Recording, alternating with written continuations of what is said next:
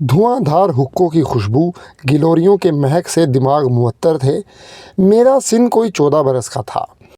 اس زمانے میں بڑودے سے ایک بائی جی آئی ہوئی تھیں۔ تمام شہر میں ان کے گانے کی دھوم تھی۔ بڑے بڑے گویے کان پکڑتے تھے۔ معلومات ایسی کہ پوتھیاں گویا نوکے زبان تھیں۔ گلا وہ 4 محلے ادھر آواز جائے، مگر وہاں خانم صاحب واقعی کیا رنگ دیکھتی تھیں۔ ان کے بعد مجھ کو کھڑا کر دیا۔ مجھے تو کیا تمیز تھی، مگر سمجھدار لوگ حیران تھے کہ خانم صاحب کیا کرتی ہیں۔ بھلا بائی جی کے سامنے اس چھوکری کا رنگ چمکے گا؟ پہلے گت شروع ہوئی۔ اس میں محفل کچھ میری طرف مخاطب ہوئی۔ میری بھی اٹھتی جوانی تھی۔ صورت اچھی نہ تھی، مگر اس وقت کی پھرتی، چالاکی، الڑ پن، کچھ نہ پوچھو شباب کا عالم، کیا کہوں کچھ عجب زمانہ تھا۔ گت تھوڑی ہی دیر ناچی ہوں گی کہ خانم نے یہ غزل شروع کرا دی: آج اس بزم میں وہ جلوہ نما ہوتا ہے، دیکھیے دیکھیے ایک آن میں کیا ہوتا ہے۔ اس غزل کے شروع کرنے کے ساتھ ہی محفل تہو بالا ہو گئی۔ اس کے بعد دوسرا مطلع ایک ذرا بتا کے جو گایا، اہل محفل جھومنے لگے: نالا رکتا ہے تو سرگرم میں جفا ہوتا ہے، درد تھمتا ہے تو بے درد خفا ہوتا ہے۔ اور اس شعر نے تو قیامت ہی برپا کر دی۔ پھر نظر جھینپتی ہے، آنکھ جھکی جاتی ہے، دیکھیے دیکھیے پھر تیر خطا ہوتا ہے۔ اس شعر کا یہ حال تھا کہ جس سے نظر ملا کے گایا، نظر نہ اٹھا سکا۔ بت پرستی میں نہ ہوگا کوئی مجھ سا بدنام، جھینپتا ہوں جو کہیں ذکر خدا ہوتا ہے۔ ذرا شعر کو سنیے اور قیاس کیجیے کہ عاشق مزاجوں پر اس کا کیا اثر ہوا ہوگا۔ عشق میں حسرت دل کا تو نکلنا کیسا، دم نکلنے میں بھی کم بخت مزہ ہوتا ہے۔ پھر اس کے بعد یہ شعر پڑھا: حال دل ان سے نہ کہنا تھا ہمیں چوک گئے، اب کوئی بات بنائیں بھی تو کیا ہوتا ہے۔ تمام محفل پر وجد کا عالم طاری تھا۔ ہر شخص محظوظ تھا۔ ہر لفظ پر واہ، ہر سم پر ہا ہا ہا۔ ایک ایک شعر 8 10 مرتبہ گایا گیا، پھر بھی سیری نہ ہوئی۔ اسی غزل پر میرا مجرا موقوف ہوا۔ دوسرے مجرے میں پھر یہی گوائی گئی: مرزا رسوا۔ وہ خیر محفل کا جو حال ہوا ہو، از برائے خدا اور جس قدر شعر اس غزل کے یاد ہوں سنا دیجیے۔ یہ کس کی غزل ہے؟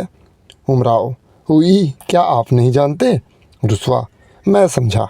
امراؤ: اور شعر سنیے: طالب گور پہنچ جاتے ہیں مرنے والے، وہ بھی اس وقت کے جب شوق رسا ہوتا ہے۔ رسوا: سبحان اللہ۔ امراؤ: واقعی قلم توڑ دیا ہے۔ آہ میں کچھ بھی اثر ہو تو شرر بار کہوں، ورنہ شعلہ بھی حقیقت میں ہوا ہوتا ہے۔ رسوا: یہ فلسفہ ہے، اسے وہی خوب سمجھتے ہیں۔ امراؤ: اور سنیے: کس قدر معتقد حسن مکافات ہوں میں، دل میں خوش ہوتا ہوں جب رنج سوا ہوتا ہے۔ رسوا: یہ بھی فلسفہ ہے، اسے وہی خوب سمجھتے ہیں۔ امراؤ: اور سنیے: شوق اظہار اگر ہے تو میرے دل کو نہ توڑ، اسی آئینے میں تو جلوہ نما ہوتا ہے۔ رسوا: یہ تصوف ہے، ہم دنیا کے لوگ ہیں، ہمیں اس سے کچھ غرض نہیں، مگر شوق اظہار یہ لفظیں کیوں کر مل جایا کرتی ہیں۔ امراؤ: مقطع سنیے: حرج میں نہ لاؤ فریاد سے بازائے ادا، ایسی باتوں سے وہ بے درد خفا ہوتا ہے۔ رسوا: مطلع سے مقطع نکالا ہے، مقطع کہنے کی فرصت نہ ملی ہوگی۔ امراؤ: فرصت انہیں کب ملتی ہے؟ پہلے مجرے کے دوسرے دن بوا حسینی میرے کمرے میں آئیں۔ ایک خدمتگار ان کے ساتھ تھا۔ بوا حسینی: دیکھو امراؤ صاحب یہ کیا کہتا ہے۔ اتنا کہہ کے بوا حسینی کمرے کے باہر چلی گئیں۔ خدمتگار سلام کر کے مجھے نواب سلطان صاحب نے بھیجا ہے جو کل شب کو محفل میں زرد مندیل سر پر رکھے دولہا کے داہنی طرف بیٹھے تھے اور فرمایا ہے کہ کسی وقت آپ کے پاس آنا چاہتا ہوں، بشرطے کہ جس وقت میں آؤں اس وقت کوئی اور نہ ہو، اور اس غزل کی نقل مانگی ہے جو آپ نے کل گائی تھی۔ میں نواب صاحب سے میری تسلیمات کہنا اور کہنا شام کو جب چاہیے تشریف لائیے، تخلیہ ہو جائے گا۔ غزل کے لیے کل دن کو کسی وقت آنا، دیکھ دوں گی۔ دوسرے دن پہر دن چڑھے خدمتگار آیا۔ میں کمرے میں اکیلی بیٹھی تھی۔ غزل کی نقل میں نے کر رکھی تھی، اس کے حوالے کی۔ اس نے 5 اشرفیاں کمر سے نکال کے مجھے دیں اور کہا نواب صاحب نے کہا ہے کہ آپ کے لائق تو نہیں، مگر خیر پان کھانے کے لیے میری طرف سے قبول کیجیے۔ آج شب کو چراغ جلنے کے بعد میں ضرور آؤں گا۔ خدمتگار سلام کر کے رخصت ہوا۔ اس کے جانے کے بعد پہلے تو مجھے خیال ہوا کہ بوا حسینی کو بلا کے یہ اشرفیاں دے دوں، وہ خانم کے حوالے کریں۔ پھر ایک دفعہ جو اشرفیوں کی طرف دیکھا، چمکتی نئے گھن کی اشرفیاں، بھلا میرے دل سے کب نکلتی تھیں؟ اس وقت صندوقچہ تو میرے پاس نہ تھا، پلنگ کے پائے کے نیچے دبا دیں۔ مرزا رسوا صاحب، میرے نزدیک ہر عورت کی زندگی میں ایک وہ زمانہ آتا ہے جب وہ چاہتی ہے کہ اسے کوئی چاہے۔ یہ نہ سمجھیے گا کہ یہ خواہش چند روزہ ہوتی ہے، بلکہ عنفوان شباب سے اس کی ابتدا ہوتی ہے اور سن کے ساتھ ہی اس کا نشو و نما ہوتا رہتا ہے۔ جس قدر سن بڑھتا ہے اسی قدر یہ خواہش بڑھتی رہتی ہے۔ گوہر مرزا بے شک میرا چاہنے والا موجود تھا، مگر اس کی چاہت اور قسم کی تھی۔ اس کی چاہت میں ایک بات کم تھی جسے میرا دل ڈھونڈتا تھا، مردانہ ہمت کو۔ اس کی طینت میں لگاو نہ تھا، ماں کا ڈومنی پنا اس کے خمیر میں داخل تھا۔ وہ جو کچھ پاتا تھا مجھ سے چھین جھپٹ کے لے لیتا تھا، خود 1 روپے کے سوا، جس کو میں کہہ چکی ہوں، کبھی نہیں دیا۔ اب میرا دل ایسا عاشق ڈھونڈتا تھا جو میری ناز برداری کرے، روپیہ خرچے، کھلائے پلائے۔ نواب صاحب کا یہی نام آدمی نے بتایا تھا۔ صورت شکل کے اچھے تھے، ان کے چہرے پر اس قسم کا رعب تھا جس پر عورت ہزار دل سے فریفتہ ہو جاتی ہے۔ بعض لوگ غلطی سے یہ خیال کرتے ہیں کہ عورت کو صرف خوشامد اور اظہار عشق پسند ہے۔ بے شک پسند ہے، مگر شرط یہ ہے کہ اس میں ذرا بھی کمینہ پن نہ ہو۔ جو لوگ رنڈیوں کا گہنا تاکتے ہوئے آتے ہیں، جن کے ہر کنائے سے یہ مدعا نکلتا ہے کہ ہمیں چاہو، خدا کے لیے چاہو اور ہمارے گھر پڑ جاؤ، جو کچھ تمہارے پاس ہے ہمیں دے دو اور ہمارے گھر کی ماما گیری کرو، روٹیاں پکا پکا کے کھلاؤ، ہمارے اور ہمارے بال بچوں کی جوتیاں سیدھی کرو۔ ہر شخص کا حسن حضرت یوسف کا معجزہ نہیں ہے کہ ہر ایک عورت اس پر جان دینے لگے۔ مرد عورت سے اور عورت مرد سے محبت کرتے ہیں، مگر اس محبت میں اکثر اغراض ذاتی کا بھی لحاظ رہتا ہے۔ بے غرض محبت، جیسے لیلا مجنوں، شیریں فرہاد، یہ سب قصے کہانیوں میں سنے جاتے ہیں۔ لوگ کہتے ہیں کہ ایک طرفہ محبت نہیں ہوتی، ہم نے اسے بھی آنکھوں سے دیکھا ہے، مگر اس کو خلل دماغ سمجھنا چاہیے۔ پھر کیا ضرور ہے کہ مرد عورت دونوں دیوانے ہوں؟ دوسرے دن شب کو نواب صاحب تشریف لائے۔ بوا حسینی سے معمولی گفتگو کے بعد تعین اخراجات ہو کر کمرے میں تخلیہ ہو گیا۔ معلوم ہوا کہ نواب صاحب نے ملازم نہیں رکھا، صرف یہ طے ہوا کہ کبھی کبھی رات کو گھڑی 2 گھڑی کے لیے آیا کریں گے۔ نواب صاحب بہت ہی کم سخن بھولے آدمی تھے۔ سن 18-19 برس کا تھا۔ بسم اللہ کے گنبد میں پرورش پائی تھی۔ ماں باپ کے دباؤ میں تھے، دنیا کے جال فریب سے بالکل آگاہ نہ تھے۔ اظہار تعشق خدمتگار کی زبانی ہو چکا تھا، ورنہ نواب صاحب کو اس میں بھی کسی قدر مشکل ہوتی، مگر میں نے تھوڑی دیر میں بے تکلف بنا لیا۔ بہت سی لگاوٹ کی باتیں کی، بالکل عاشق زار بن گئی۔ اس میں کچھ سچ تھا، کچھ جھوٹ۔ سچ تو اس لیے کہ نواب صاحب کی صورت ایسی تھی کہ ایک عورت خواہ کیسی ہی سخت دل کیوں نہ ہو ان پر مائل ہو جائے۔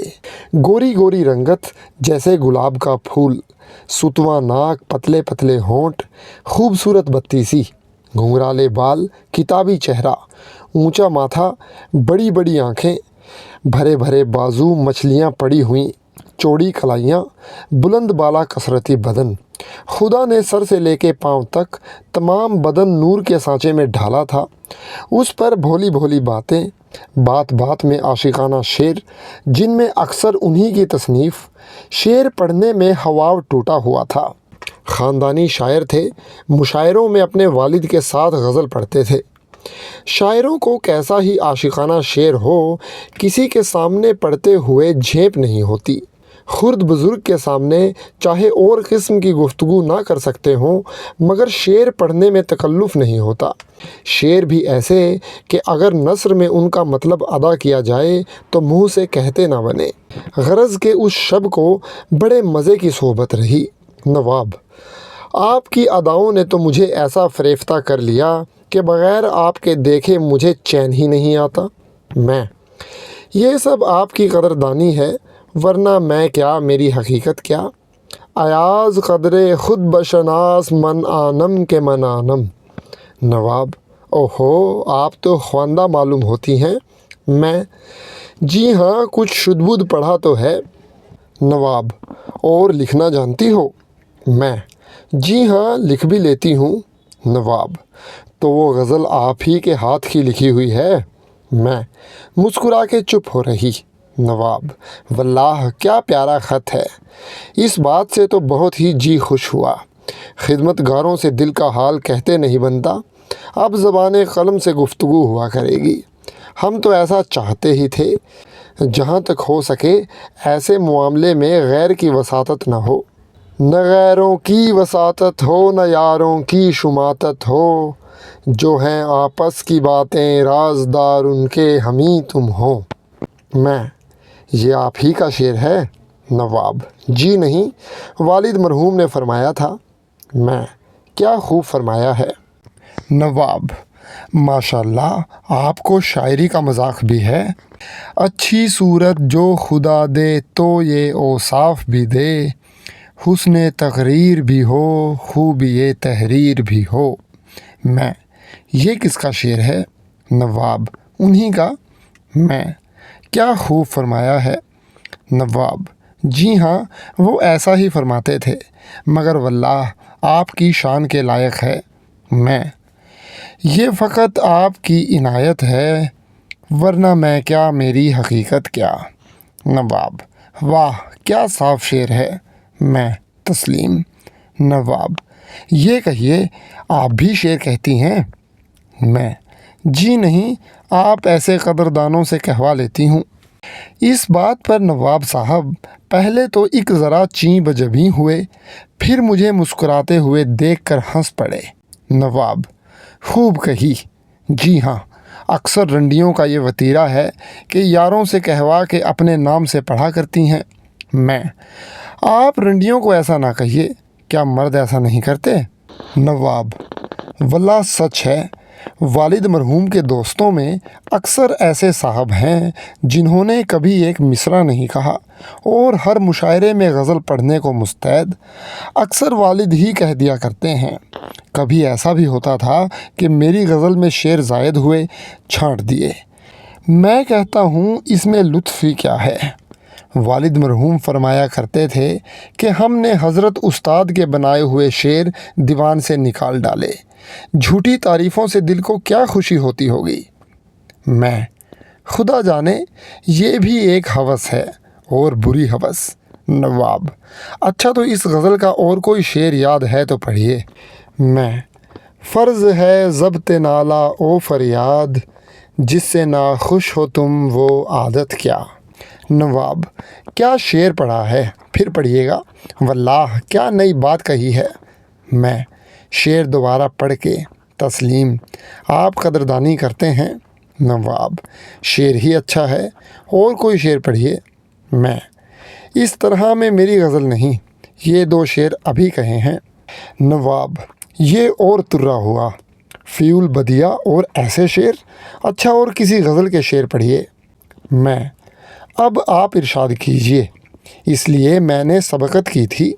نواب: میں پڑھے دیتا ہوں، مگر آپ کو غزل پڑھنا ہوگی۔ اتنے میں کمرے کا دروازہ دھڑاک سے کھلا اور ایک صاحب 50-55 برس کا سن، سیاہ رنگت، بڑی داڑھی، ترچھی پگڑی باندھے، کمر بندھی ہوئی، کٹار لگی ہوئی، کمرے کے اندر گھس آئے اور آتے ہی نہایت بے تکلفی سے میرا زانو دبا کے بیٹھ گئے۔ نواب صاحب نے میری طرف دیکھا، میں نے سر جھکا لیا۔ کاٹو تو بدن میں لہو نہیں۔ کہاں تو نواب صاحب سے یہ اقرار تھا کہ بالکل تخلیہ ہوگا، کمرے میں کوئی نہ ہوگا۔ کس مزے کی گفتگو، کیا ستھرا مذاق تھا، کیا راز و نیاز ہو رہا تھا۔ کہاں یہ بلائے محیب نازل ہوئی، سنگ آمد و سخت آمد۔ ہائے کیا مزے کی صحبت تھی، اس کم وقت نے کیسا مزے میں خلل ڈالا۔ نواب ابھی غزل پڑھنے کو تھے، اس کے بعد میں بھی کچھ کہتی، نواب تعریفیں کرتے، کیا دل خوش ہوتا۔ آج ہی تو ایک ایسا قدردان ملا تھا جسے مدتوں سے میرا دل ڈھونڈتا تھا، اور آج ہی اس آفت کا سامنا ہوا۔ خدا اس موئے کو جلدی یہاں سے اڑائے۔ یہ خیالات میرے دل میں تھے، اور وہ خونخوار صورت آنکھوں کے سامنے تھی جس کی طرف دیکھنے سے میرا دل لرزا جاتا تھا۔ یہ تو میری جان کو گویا دلاور خان ہو گیا۔ مجھے بار بار اندیشہ تھا کہ کٹار جو اس کی کمر میں ہے یا میرے کلیجے کے پار ہوگی، یا خدا نہ خواستہ نواب کو کچھ گزند پہنچائے گی۔ دل ہی دل کوستی تھی، خدا غارت کرے موا کہاں سے اس وقت آ گیا۔ آخر مجھ سے اور تو کچھ نہ بن پڑا، بوا حسینی کو آواز دی۔ انہوں نے آ کے یہ ماجرا دیکھا، سمجھ گئیں۔ بوا حسینی کی باتوں سے معلوم ہوا کہ وہ ان صاحب کو کچھ جانتی بھی تھی۔ بوا حسینی: خاں صاحب، مجھے آپ سے کچھ عرض کرنا ہے، ادھر تشریف لائیے۔ خاں صاحب: جو کچھ کہنا ہے وہیں سے کہو، ہم لوگ کہیں بیٹھ کے اٹھتے ہیں۔ بوا حسینی: تو خاں صاحب کوئی زبردستی ہے؟ خاں صاحب: اس میں زبردستی کیا، رنڈیوں کے مکان پر کسی کا اجارہ نہیں، اور زبردستی ہی صحیح، ہم تو نہیں اٹھنے کے، دیکھیں تو ہمیں کون اٹھا دیتا ہے۔ بوا حسینی: اجارہ کیوں نہیں، جو زر خرچے گا رنڈی اسی کی ہے، پھر اور کوئی اس وقت نہیں آ سکتا۔ خاں صاحب: تو زر خرچنے کو ہم ناور ہیں۔ بوا حسینی: اچھا، اس وقت اس کا موقع نہیں، اور کسی وقت تشریف لائیے گا۔ خاں صاحب: عورت کچھ واہی ہوئی ہے، کہہ دیا کہ ہم نہیں اٹھیں گے۔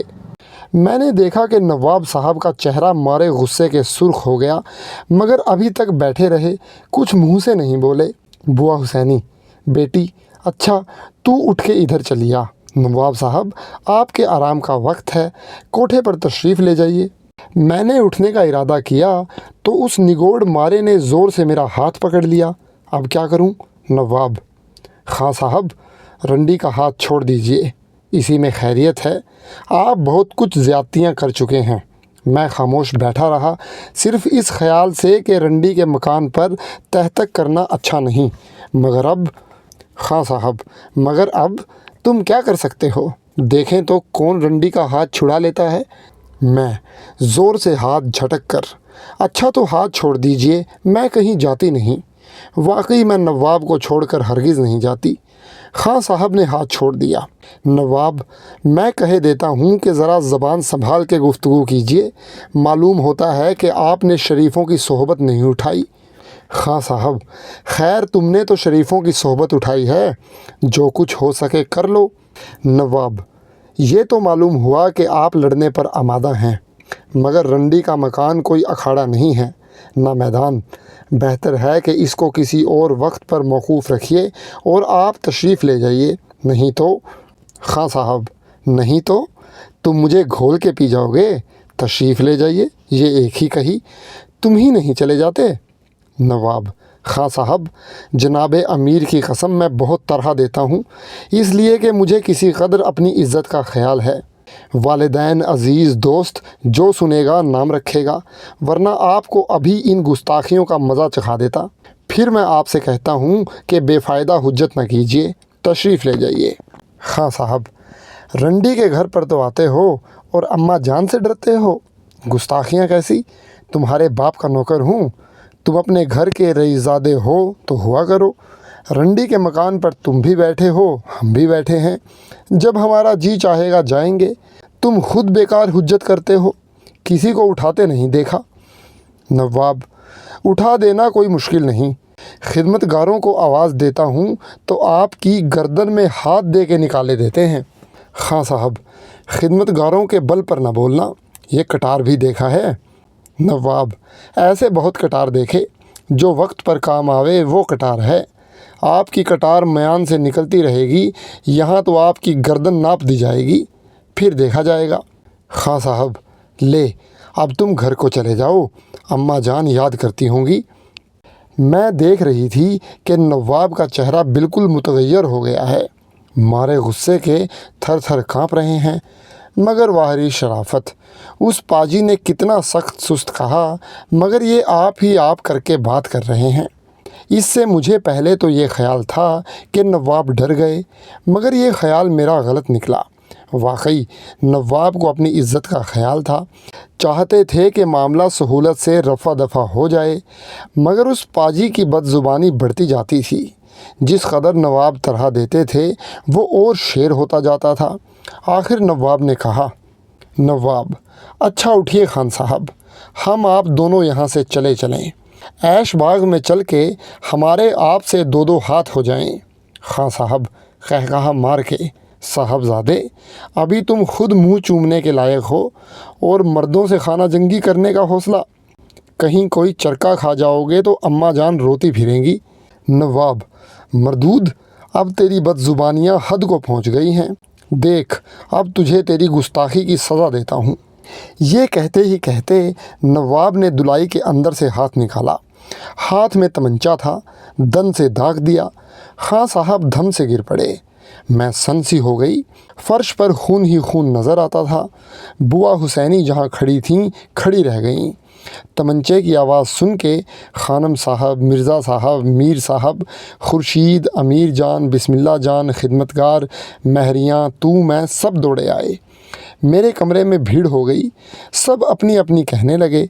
इतने में शमशेर खां, एक अधेड़ सा आदमी, नवाब साहब का मुलाजिम, ने लपक के नवाब के हाथ से तमंचा लिया और कहा, शमशेर खां, ले हजूर, अब घर तशरीफ़ ले जाएं, मैं समझ लूँगा। नवाब, मैं नहीं जाता, अब जो हुआ हुआ और जो कुछ होना होगा हो जाएगा।